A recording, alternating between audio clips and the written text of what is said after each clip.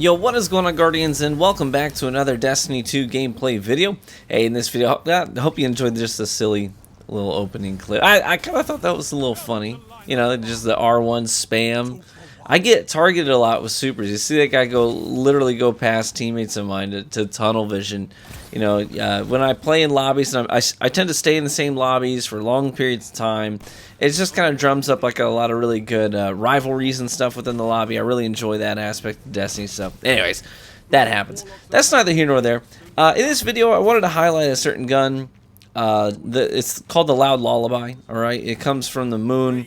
Eris Morn, she's got that altar next to her, and there's the Shadowkeep weapons from the moon that you can farm. And this is one of the weapons in that loot pool. It's called the Loud Lullaby. It's a 110 hand cannon. And I decided to revisit this hand cannon this past week because, you know, we got these changes coming to 110 hand cannons that I think are going to be really, I think, pretty influential in terms of what kinds of hand cannons we can actually use, you know, reliably in the Crucible. So 110s are going to be 120s now. They're going to up the rate of fire. Also, 110s, well, 120s are going to have a little bit extra range.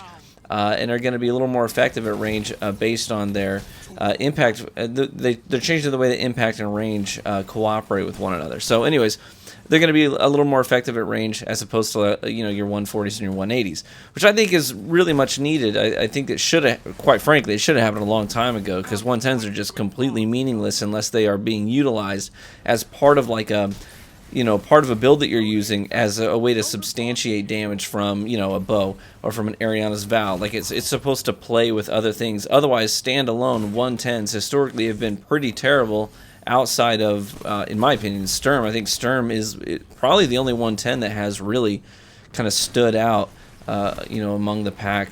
And actually been a pretty reliable 110 for various reasons. Part of it is because its stats are like off the charts, especially with the Catalyst. But anyways, there's a lot of 110s in the history of Destiny that I really liked. Unfortunately, the Loud Lullaby is going to be getting sunset before it really has an opportunity to shine. And there's actually a lot of guns in the game like that, in my opinion. You know, we think of the Austringer as well. You know, statistically, a fantastic, you know, best in class 140, it's going to get sunset before it has its opportunity to really shine. Now, sure, we can still use these things in the more casual Crucible environments, anywhere where light level advantages are not enabled, like Iron Banner, Trials of Osiris, so they're not going to be fully dead. You know, and most people spend most of their time in those non-competitive lobbies anyway, so you might get to see some of those, but it is a little bit of a shame that with sunsetting happening, some of these guns did not get an opportunity to shine in the spotlight. And I think the Loud Lullaby is one of them. Loud Lullaby is a really interesting 110 to me. And there's some things that are important to me that aren't necessarily important to all people, and I totally get that. But for me, Loud Lullaby stands out for a number of reasons. And one of the biggest reasons it stands out is the aesthetics. I think it is a just absolutely beautiful gun model. I look at this gun and I want to use it. I want to use it well. I want to get a good roll. I want to be effective with this gun because it looks incredible and it takes shaders exceptionally well. But I remember when we first got some teaser pictures of Shadowkeep and the Loud Lullaby was in those teasers, and people were like, "Oh, man, I hope that's a 150 or a 140." And then they were disappointed to find out it was a 110. But people felt that way because they saw the gun, they saw the model, and were instantly attracted to it. And I think that is important as a player to feel some sort of a connection to the firearm. It's not just you know, a blank slate. It has some character to it. It pops in some capacity, and this one definitely does that. Visually, it looks incredible. The audio on it, there's no other gun that sounds like a Loud Lullaby when you pull the trigger. It has a very unique sound to it, and for those reasons, I want to like it and I want to use it.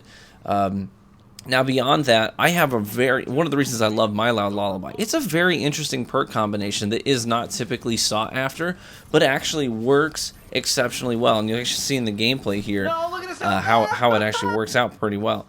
But it's a really interesting perk combination. I'll show the roll on screen. But it's got this interesting, it's got under pressure. Okay, so you have an 8-round mag, and the bottom 4 rounds of the magazine, you're going to have more stability and greater target acquisition, so it's just going to feel a lot more consistent on the bottom half of the magazine. But most people would see Under Pressure on a 110 and be like, well, I'm not going to use that because 110s have like atrocious reload speeds, right? They're sort of known for that. They're just like, terrible reload speeds.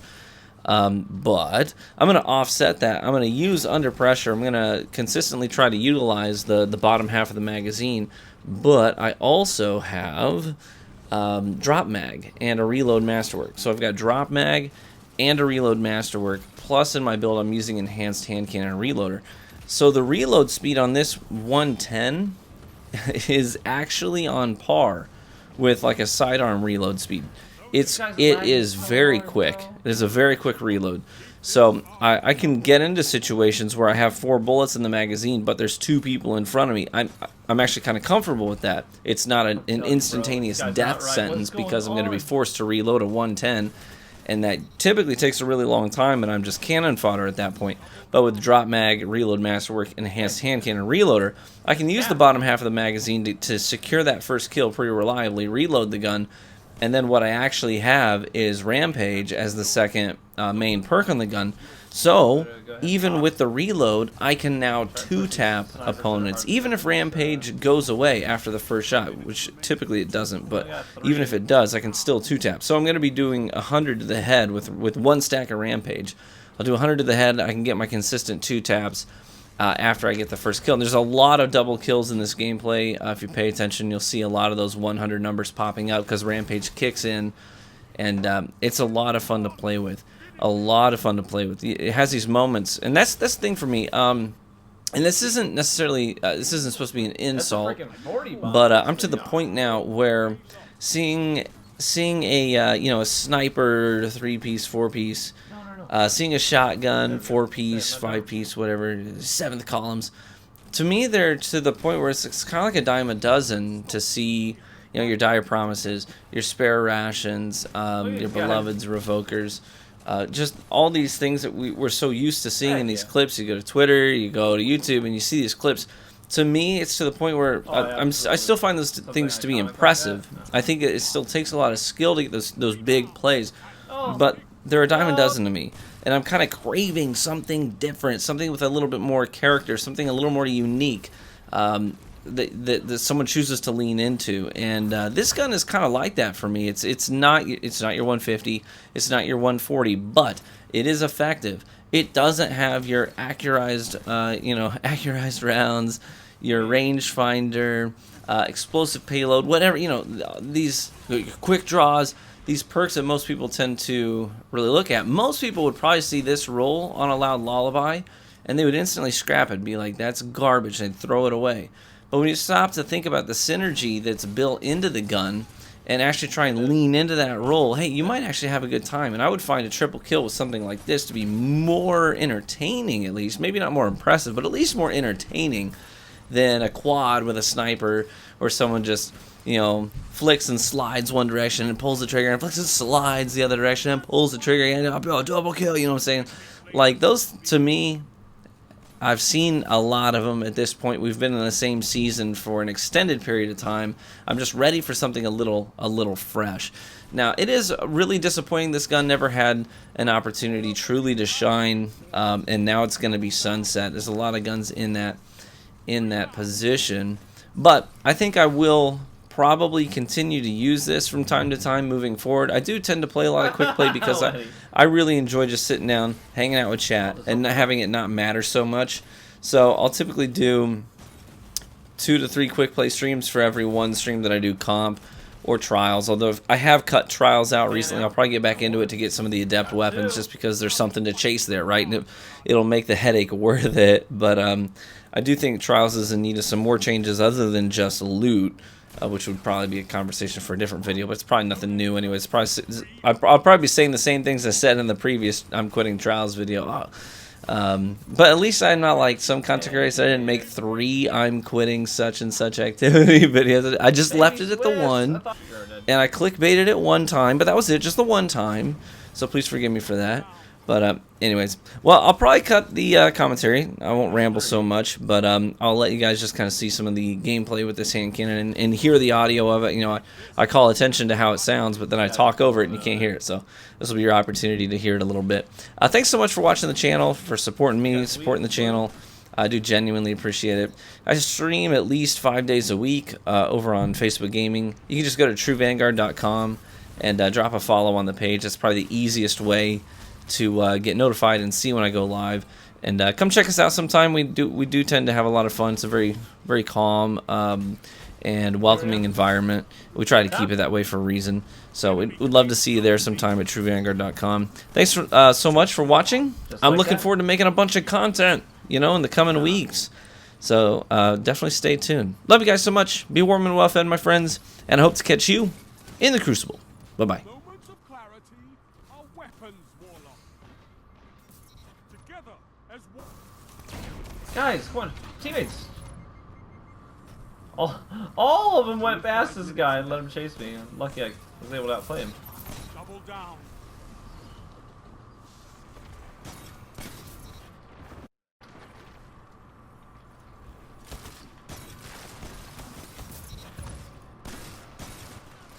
Is the right call. Double down. Zone C lost.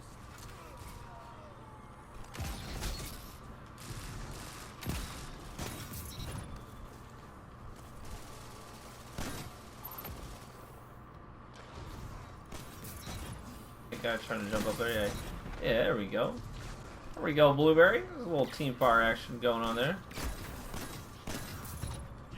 You alright over there? Kill if they're dead. Oh boy.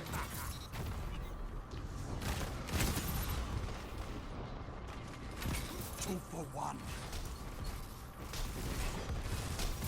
What can stop you if you fight together? Nothing. Zone C captured. You have zone advantage.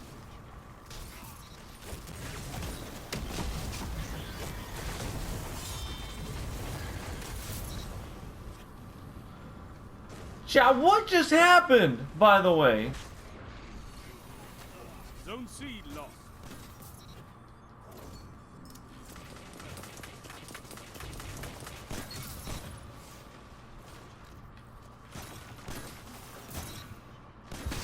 Oh, that's unfortunate. I actually kind of like that scout. Double down. I know a comeback when I see one. Fight on. Look at that! Look at that! That's what I'm talking about. The two tap after.